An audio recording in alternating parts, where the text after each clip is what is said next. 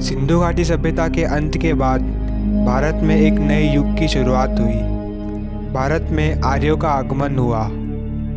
आर्य वो लोग थे जो कि भारत के बाहर से आए थे और यहाँ बस गए। आर्यों को लेकर कई सारे इतिहासकारों की अपनी अलग अलग मान्यताएं हैं। कुछ इतिहासकारों का मानना है कि आर्य मध्य एशिया से आए थे, तो कुछ का कहना है कि आर्य बाहर से नहीं आए थे बल्कि ये दक्षिण एशिया से आए थे, जिन्हें द्रविडियंस कहते हैं। मगर इस विवाद में सबसे अधिक महत्व जर्मन के फिलोसोफर मैक्स मुलर की थियोरी को दिया जाता है कि आर्य मध्य एशिया से आए थे, जिन्होंने वैदिक सभ्यता का निर्माण किया।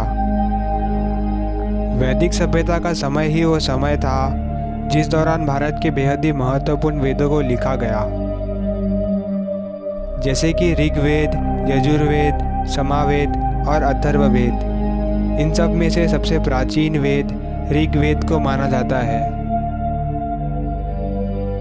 आर्कियोलॉजिस्ट द्वारा किए गए खोजों से हमें कुछ अभिलेख प्राप्त हुए हैं, जिससे हमें यह पता चलता है कि वैदिक काल में वरुण, मित्र, नासत्य और इंद्रदेव धरती पर मौजूद थे। इसीलिए इस काल को देवताओं का समय भी माना जाता है।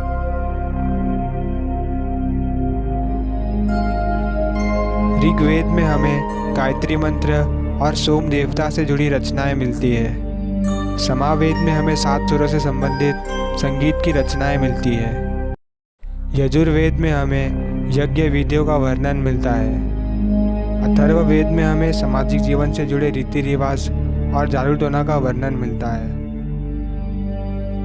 वैदिक काल में लोग संस्कृत भाषा बोलते थे।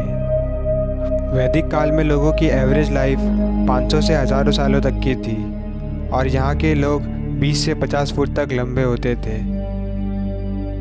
वैदिक काल में लिखे गए ऋग्वेद से हमें इस काल के लोगों के सामाजिक जीवन के बारे में बहुत सी जानकारी मिलती है।